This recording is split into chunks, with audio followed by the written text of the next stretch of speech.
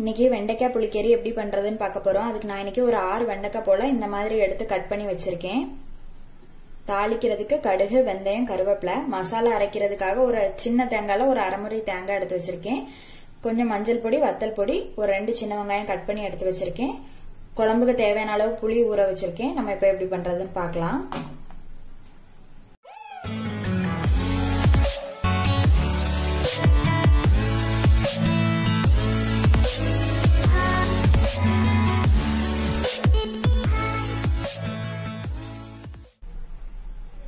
வெண்டைக்காய் புளிக்கறிக்கு வெண்டைக்காய் அந்த மண் பாத்திரத்துல போட்டிருக்கேன். இப்ப இது கூட கொஞ்சமா புளி தண்ணி விட்டுக்கலாம்.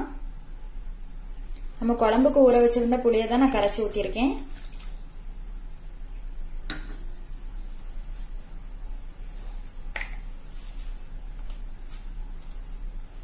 கொஞ்சம் உப்பு,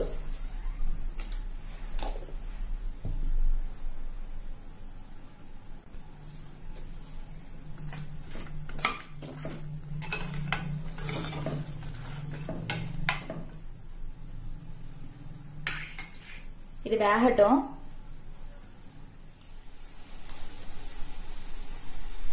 வெண்டைக்காய் நல்லா வெந்தாச்சு. நான் அடுப்பை ஆஃப் பண்ணிட்டேன். ஆஃப் பண்ணிட்டு நம்ம இப்ப மசாலா அரைச்சிக்கலாம். தேங்காய், சின்ன வெங்காயம், வத்தல் பொடி, மஞ்சள் பொடி இது எல்லாத்தையும் ஜார்ல கொட்டி கொஞ்சமா தண்ணி விட்டு நல்லா நைஸா அரைச்சிட்டு வந்துடலாம்.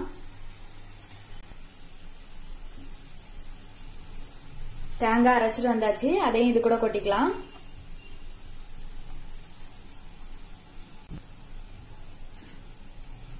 ஜார் அலசி கொஞ்சம் தண்ணி விடுறேன்.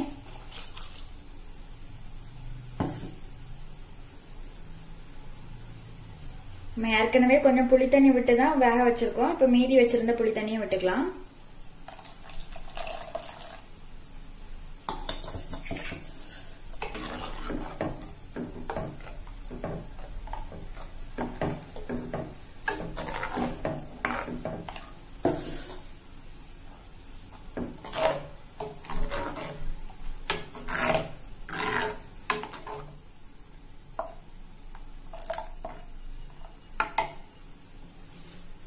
இன்னும் கொஞ்சம் தண்ணி விடுறேன்.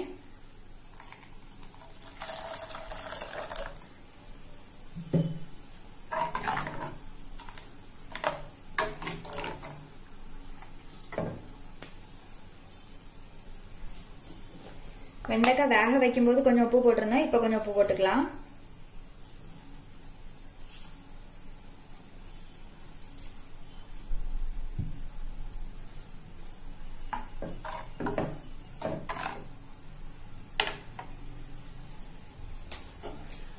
குழம்பு கூட்டி வச்சிருக்கேன். இப்ப அடுப்பு பத்த வச்சுக்கலாம்.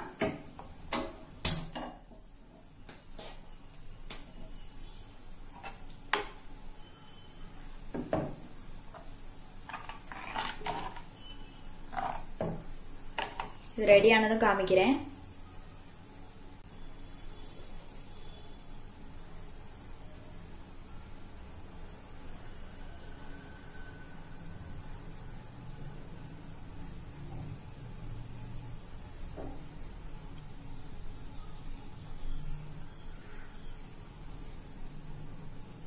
குழம்பு கொதிச்சிடக்கூடாது. இந்த மாதிரி பொங்கி வந்தோன்னு தான் அடுப்பை ஆஃப் பண்ணணும்.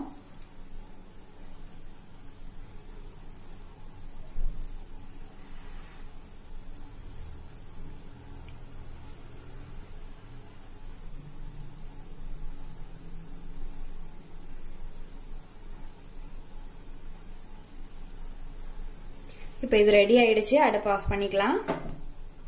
இந்த வேற பாத்திரத்துல மாத்திட்டு உங்களுக்கு காமிக்கிறேன்.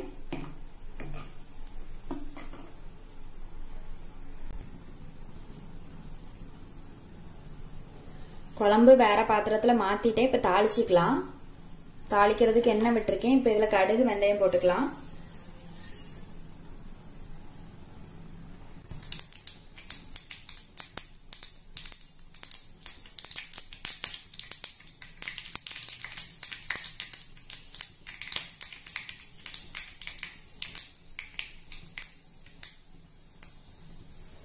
கருவேப்பிலை,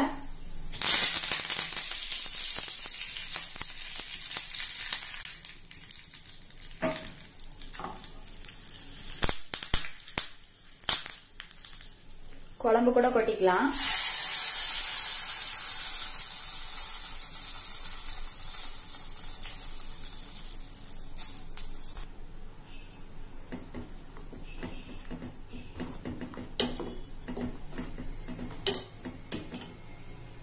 வெண்டைக்காய் புளிக்கறி ரெடி ஆயாச்சு.